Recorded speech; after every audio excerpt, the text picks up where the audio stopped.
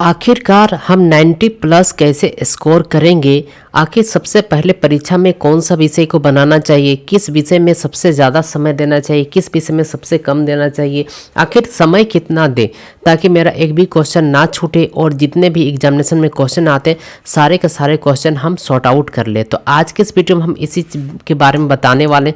काफ़ी लोग जो है लगातार कमेंट करके कह रहे हैं कि हम टाइम मैनेजमेंट नहीं कर पाते हैं, कि 90 मिनट कैसे जो बीत जाता है पता नहीं चलता। आप नीचे कमेंट करके बताइए आपका 90 मिनट काफ़ी है या और ज़्यादा मिनट आपको मिलना चाहिए। जब परीक्षा हॉल में बैठते हैं तो कमेंट में जरूर बताना चाहिए था। जरूर बताइएगा आप जब परीक्षा देने जाते तो आपको कैसा फील होता है। एसएससी एमटीएस परीक्षा 2021, एसएससी एमटीएस परीक्षा में किस विषय को सबसे पहले बनाना चाहिए और किस विषय के लिए हमें कितना समय देना चाहिए, आज सारे बातों का यहाँ पर फैसला करेंगे। दोस्तों 90 अगर इस टाइप से करते हैं तो सारे क्वेश्चन आप टच भी कर पाएंगे। और जहाँ तक स्कोर का बात है वहाँ 90 प्लस आपका स्कोर भी होगा। अगर 90 प्लस स्कोर करना चाहते हैं तो इस वीडियो को कंप्लीट देखते रहिएगा। सबसे पहले दोस्तों आपको बताना चाहिए एग्जाम का पैटर्न को ध्यान से समझिएगा, तब आपका टाइमिंग भी आपको समझ में आ जाएगा। सबसे पहले सब्जेक्ट के बारे में बात करेंगे तो जनरल इंटेलिजेंस यानी रीजनिंग में 25 क्वेश्चन 25 मार्क्स के होते हैं, मैथमेटिक्स में 25 क्वेश्चन 25 मार्क्स के होते हैं, इंग्लिश में 25 क्वेश्चन 25 मार्क्स के होते हैं और जनरल अवेयरनेस यानी रीजनिंग में 25 क्वेश्चन 25 मार्क्स के होते हैं। इस प्रकार से नंबर ऑफ क्वेश्चन 100 पूछे जाते हैं और इसके लिए 100 मार्क्स का होते हैं और टोटल समय जो होता है आपका 90 मिनट। यानी कि सिंपल सी बात, इस 90 मिनट में आपको मैथ भी बनाना है, रीजनिंग भी बनाना है, जीके भी बनाना है, इंग्लिश भी बनाना है और सभी का सभी सब्जेक्ट इसी 90 मिनट के ही भीतर आपको काम करने। तो चलिए आगे देखते हैं इसको टाइम को कैसे हम लोग डिवाइड करते हैं बहुत ही ईजी तरीके से। हमारे पास दोस्तों ये चार्ट है, इस चार्ट के अकॉर्डिंग आप इसको टाइम को डिवाइड कर सकते हैं। कैसे टाइम को डिवाइड करेंगे दोस्तों, यहाँ पर देखिए, यदि आप जनरल अवेयरनेस का क्वेश्चन बनाते हैं तो उसके लेकर 15 मिनट का आपको समय सीमा देना चाहिए, इंग्लिश के लिए 15 मिनट और रीजनिंग के लिए 25 मिनट और मैथमेटिक्स के लिए 35 मिनट। लेकिन सबसे मुद्दे की बात यहाँ पर है कि सबसे पहले क्या बनाए। तो सबसे पहले जैसे आप परीक्षा देने के लिए बैठेंगे दोस्तों, सबसे पहले आप चले जाइए, यहाँ पर 4 सेक्शन बना रहता है। पहले यहाँ पर रीजनिंग होगा, जीके होगा, इंग्लिश होगा, फिर मैथमेटिक्स होगा। इस प्रकार से 4 सेक्शन आपका बना रहेगा।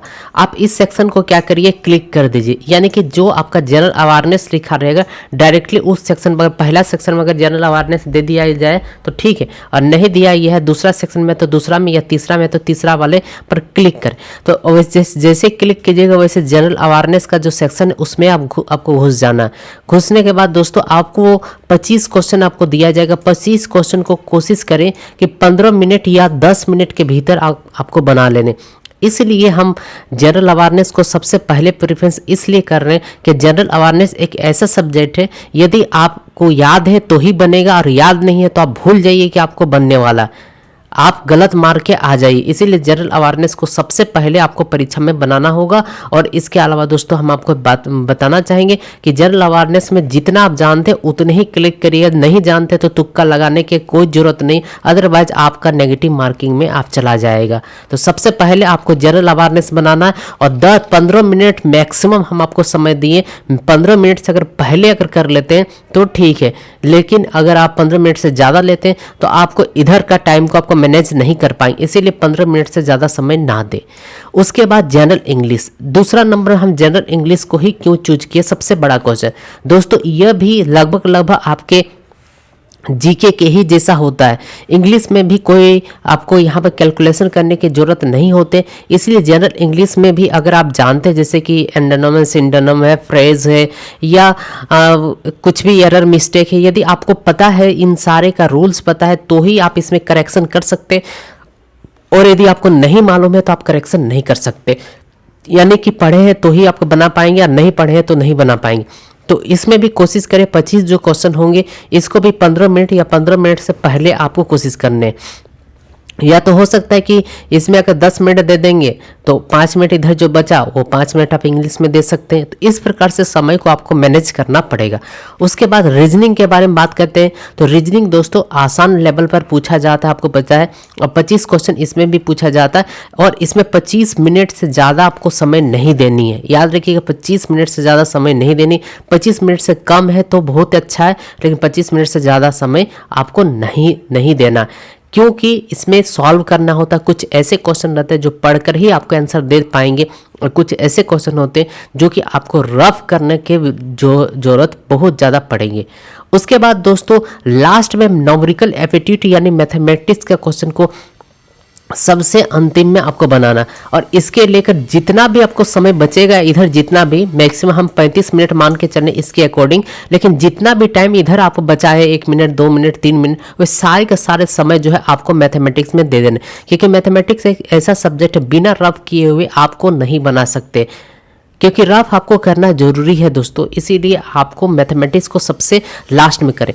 बच्चे क्या करते हैं जो नहीं रहते, मैथ और रीजनिंग का कोचिंग क्लास सब कोई करते हैं, लेकिन सबसे पहले मैथ या रीजनिंग का क्वेश्चन को कर लेते हैं, जिसके कारण उनका समय सारा कुछ चला जाता है। लास्ट में जनरल अवेयरनेस जाते हैं और इंग्लिश के सेक्शन में घुसते हैं तो उन्हें पता चलता है मेरे पास तो समय ही नहीं मिला, हम तो सारा समय मैथ और रीजनिंग बनाने में ही आपका टाइम दे दिए। तो दोस्तों मेन जो कटअप होता है ना, मेन जो कटअप होता है आपका जीके से और इंग्लिश से ही उठाया जाता है, क्योंकि भारत में जो है बच्चों का इंग्लिश उतने अच्छे नहीं है।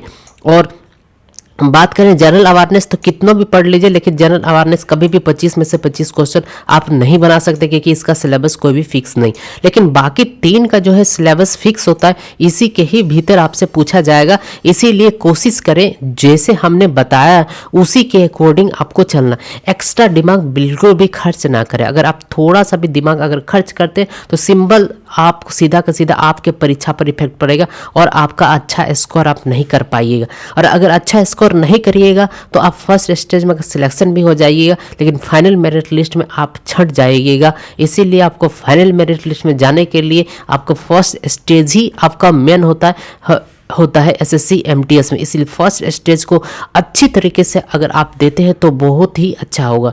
तो दोस्तों इसके अलावा और एक चीज़ हम आपको बताना चाहेंगे, सबसे आसान उपाय, जैसे आपको रफ पेपर मिलता है तो रफ पेपर में क्या करें, A B C D E F मतलब डॉट डॉट जेड तक लिख दे और इसके नीचे नंबर लिख दे 1 2 3 4 5 6 7, इस प्रकार से आपको लिखने। इससे क्या होगा दोस्तों, यहाँ पर जो है आपको ऑपोजिट और जो कोडिंग डिकोडिंग होता उसको आपको पहचानने में दिक्कत नहीं होगा।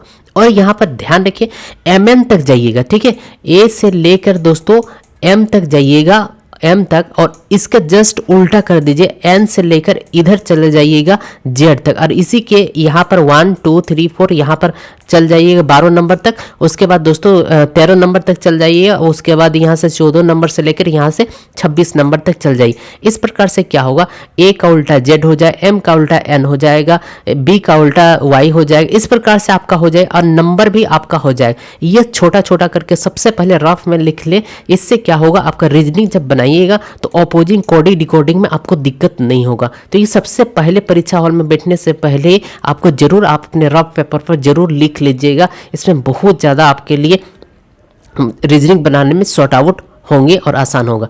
दोस्तों आशा करते हैं कि इस वीडियो से आप सभी समझ चुके होंगे। अगर कोई भी परीक्षा से रिलेटेड अगर आप हमसे वीडियो बनवाना चाहते हैं तो आप हमें कमेंट कर सकते हैं, या कॉल मी फॉर ऐप को डाउनलोड करके आप हमसे बात भी कर सकते हैं। एडमिट कार्ड अगर आप डाउनलोड नहीं कर पा रहे हैं, दिक्कत हो रहा है एडमिट कार्ड को डाउनलोड करने के लिए, तो आज ही जाइए दोस्तों प्ले स्टोर में। प्ले स्टोर में जाने के बाद आपको सिंपली इस ऐप को सर्च कीजिए, call me for app. Call me for app को सर्च करने के बाद आईडी को क्रिएट करना, आईडी क्रिएट करने के बाद आपको सर्च करने स्टूडेंट रिसर्च, उसके बाद हमारा आईडी आ जाएगा दोस्तों, और सिंपली कॉल करके आप हमसे बात करके अपने प्रॉब्लम को सॉर्ट आउट कर सकते हैं। वीडियो देखने के लिए दोस्तों धन्यवाद, थैंक्स फॉर वॉचिंग।